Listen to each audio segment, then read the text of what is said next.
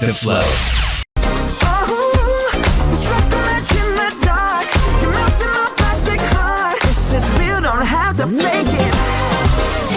Against the Flow.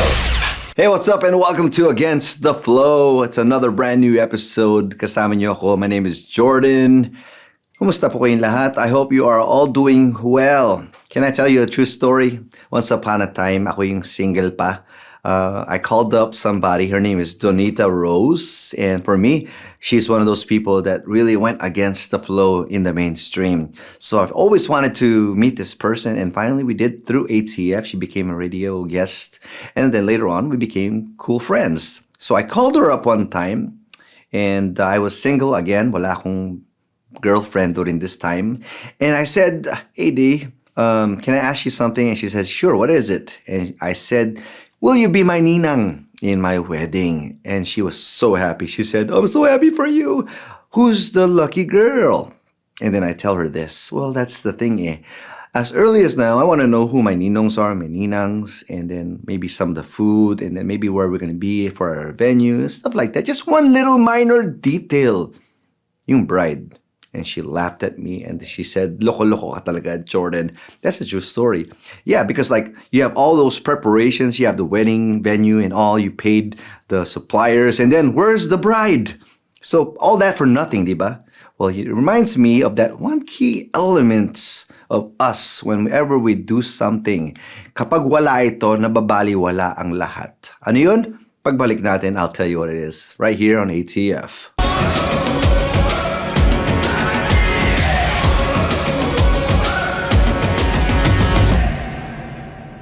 This is Against the Flow and you guys can use for our official hashtag para sa episode na to. Hashtag ATF, where's the love? Nasaan nga ba? Oh, let me read to you a passage now found in 1 Corinthians chapter 13. And you may be familiar with this. It's the love chapter. And most of the recognition on this chapter goes to the later on verses. But I want us to focus on the first verses in this chapter. Look what it says. It says, if I speak in the tongues of men or of angels, but do not have love, I am only a resounding gong or a clanging cymbal. If I have the gift of prophecy and can fathom all mysteries and all knowledge, and if I have a faith that can move mountains, but do not have love, I am nothing. If I give all I possess to the poor and give over my body to the hardship that I may boast but do not have love, I gain nothing. When I get back, I'm going to be telling you what our native tongue should be as Christians.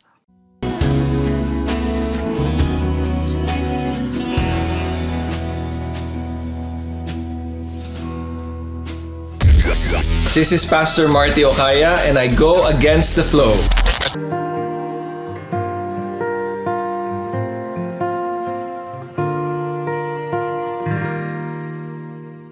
Back here on Against the Flow, today we're talking about one key ingredient na kapag wala ito, nako mahirap na, and that is love, okay? So we read to you 1 Corinthians 13, and it tells us three things that I'm going to tell you today.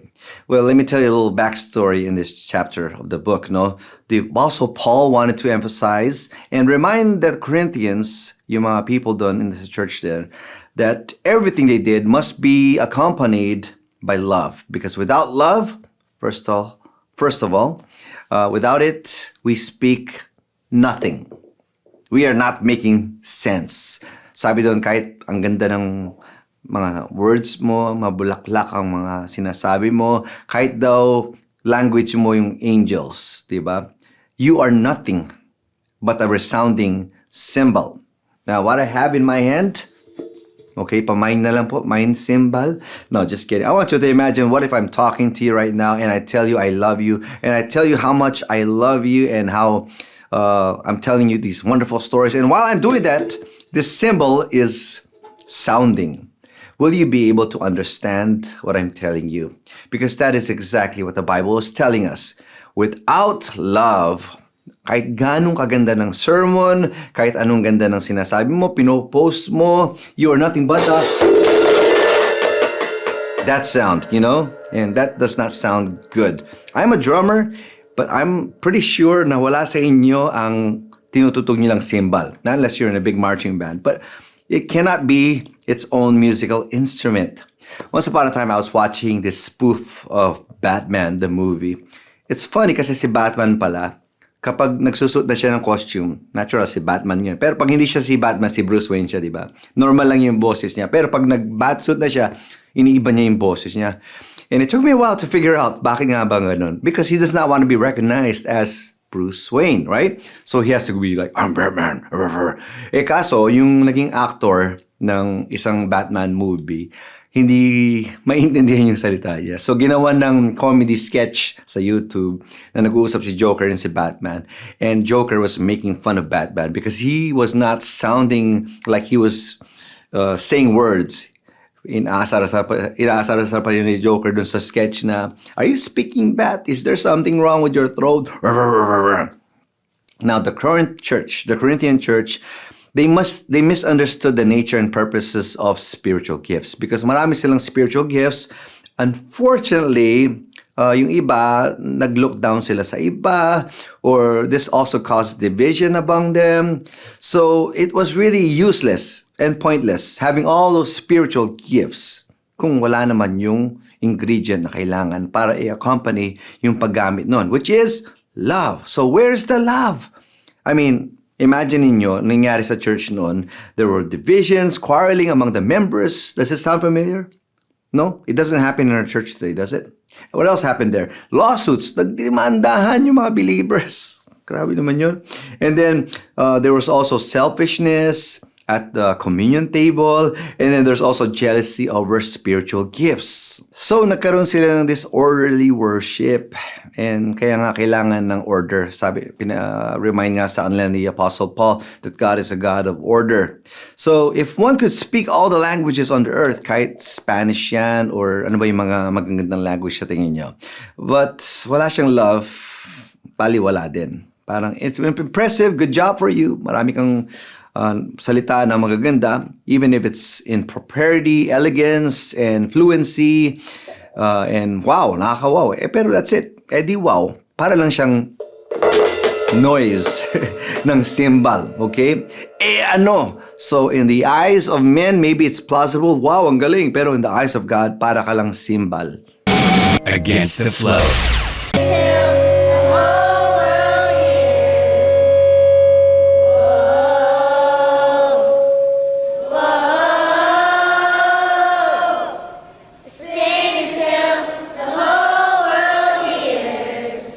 Hi, this is Clay Jovers and I go against the flow.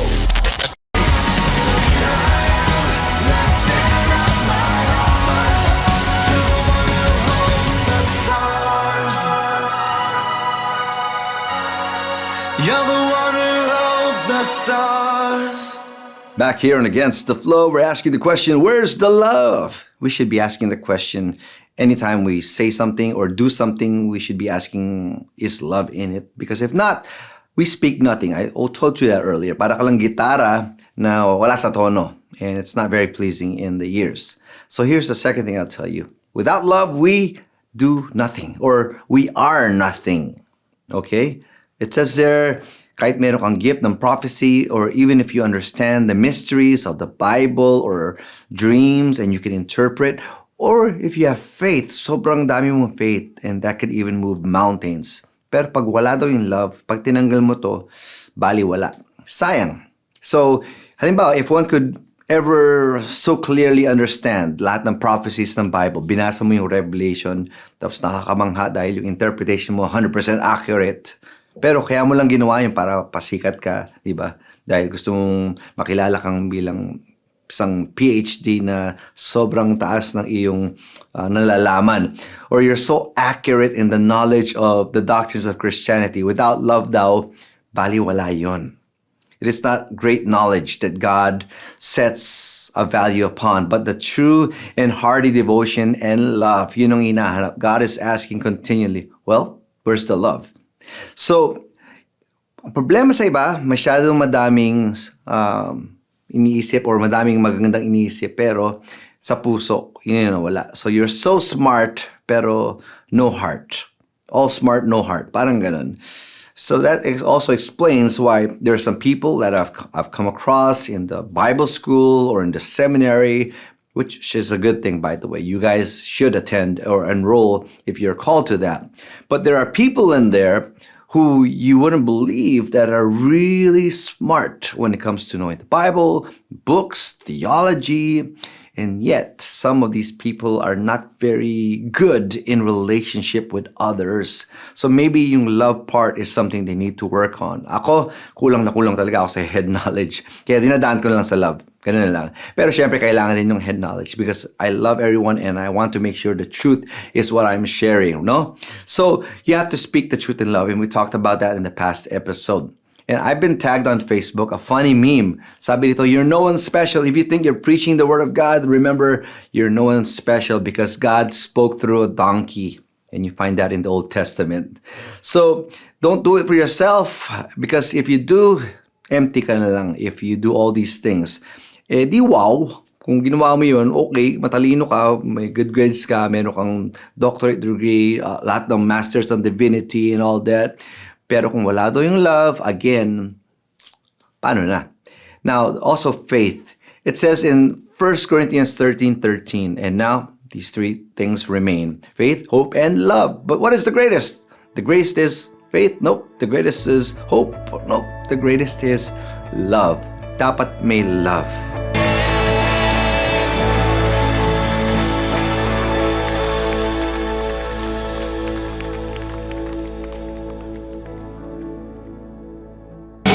Against the flow. What's up, hardcore worshippers?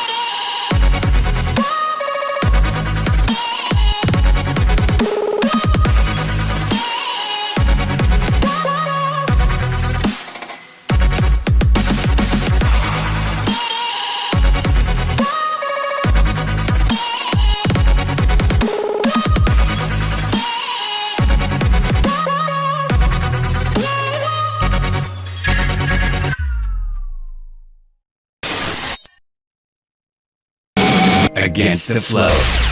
So without love, we speak nothing. Without it, we are nothing. We're no one special. And then the third thing is, without love, we gain nothing. Kaya, where's the love? Look, it says that if we give all we possess to the poor, wow, good for you, good job. And even if you surrender your body and isa kang hero in the end, so that you can boast, well, what is that daw? Kung walang love, there's nothing special. Kasi ang love talaga is what makes it special. And it should be the reason why you would do such a thing in the first place. So wala tayong mapapala kung wala talaga ito.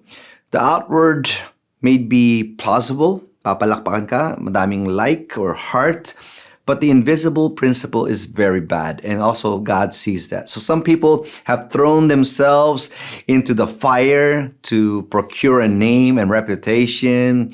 And I remember watching a movie, I think it was Forrest Gump, and yung si Lieutenant Dan, another character in the movie, sinave niya from the war, because Lieutenant Dan wanted to die in the war in Vietnam. Pero niligtas siya ni Forrest Gump, and Forrest Gump ended up having the award, and Lieutenant Dan wala, naging cripple.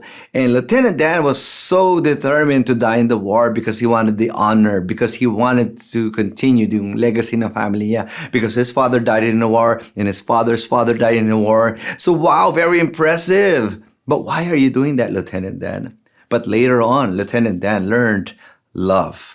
Na-in-love siya well, naging friend niya si Forrest. They became real friends, real buddies, business partners. Then, later on, napangasawa pa siya, Asian, diba? So, there's love, and then his life completely turned around. He was very miserable and bitter before because that's all he ever wanted to do.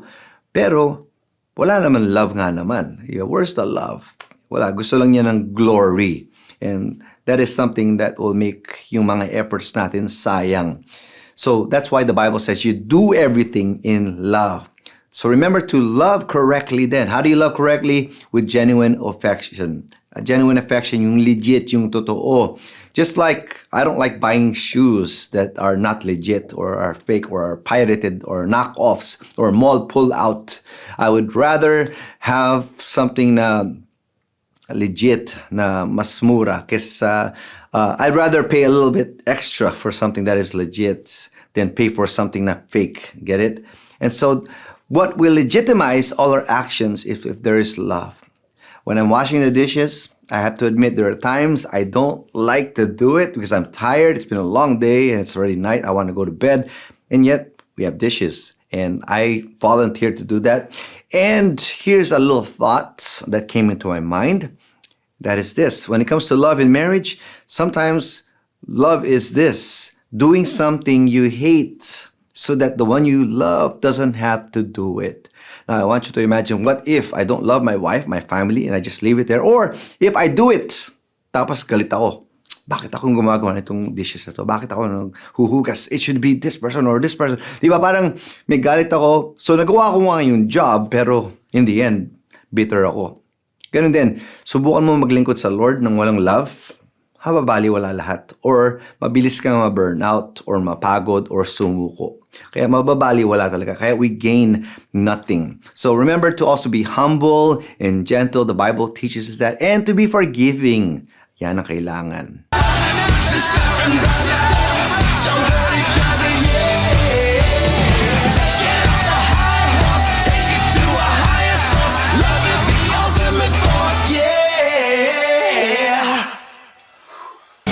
Against the Flow. You're still with us here at Against the Flow, brought to you by the Church of the Nazarene and this station. If you guys want to show some love, where's the love? Well, please like nyo po, love yung aming page, Against the Flow Media.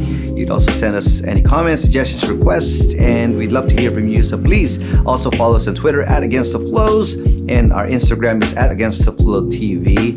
And you could also email at weareagainsttheflow@gmail.com. Against the Flow. The Bible tells us, dear children, do not merely say that you love each other. Do it! Kaya nga may tinatawag din na 5 languages of love. And we should also be doing those things. Giving, quality time. I-practice natin yun. Kaya love, love, love. Lahat ng ginagawa natin, whether we speak or we do, it is in love. Diba? Dapat native tongue natin yung love. Dapat makilala tayo na marunong at magaling magmahal bilang mga Kristiyano. And that's why so many times the Bible tells us that in 1 John 5:2 it says, by this we will know that we love the children of God when we love God and obey His commandments. And then John chapter 13, Jesus says in verse 34, a new commandment I give you, love one another. By this everyone will know that you are my disciples. So ito yung proof na ikaw ay legit at hindi fake. Ako ayoko malabel na pirated or kung merong mall pull out, matawag akong church pull out kasi hindi ko pinamuhay yung tinuturo sa simbahan or sa church. So kailangan talaga tatak Kristiyano, love. Just like when you buy an item, a shoe or whatever, hinahanap mo yung etiketa, yung logo, something that will say that this is proof that this is real. You know, there's a story of a person who was not living right. Well, meron siyang village na tinitiran. And in that village, and this was in the older times, kapag mayroon kang ginawang kasalanan, tinatatakan ka sa noo mo nung kasalanan na ginawa mo. Halimbawa, adultery. So, yung adultery, mamarkan ka ng A sa iyong noo, papatatuan ka. And then, they would even use yung sa animal, yung pantatak sa animal. Sakit nun, ano? So, itong tao na to na sinasabi ko sa inyo, nagnakaw siya ng tupa. Siguro, nagutom siya. Gusto niya ng lamb chops. So, nahuli siya, kaya tinatakan siya ng ST sa kanyang noo. Hiyang-hiya siya sa nangyari. And he decided to move out of that town. He moved to another place where hindi yun yung custom or practice. So people were seeing him na meron siyang ST sa noo, but they didn't care. They didn't even know what it was for. But he had his ways changed. Nagbagong buhay siya. Siguro nakilala siya sa Lord. And he just started showing a lot of love to the people in the community. Then later on, one of the kids asked, Mommy, This fellow is such an awesome guy, isn't he? Yes. Now, bakit po siya merong ST sa ulo niya? And then the mom said, I don't know what that word, what it means, but where he comes from, he must be a saint. So, ladies and gentlemen, kung hindi ka marunong magmahal, ganito yun. You go to the one who gave us love and showed us how to love. And then, that way we can show that to others. And then, we could also be a ST, we could also be saints kung marunong tayo magmahal. So, may you be proof of His love to everybody in a world that doesn't have much love, okay? So, rather than be nothing without love, why not have nothing but love? Love, love, love lang, okay? Well, that's it for today. Thank you so much for joining me. My name is Jordan, reminding you only dead fish swim with the current. Let's go. Let's love. Let's go against the flow.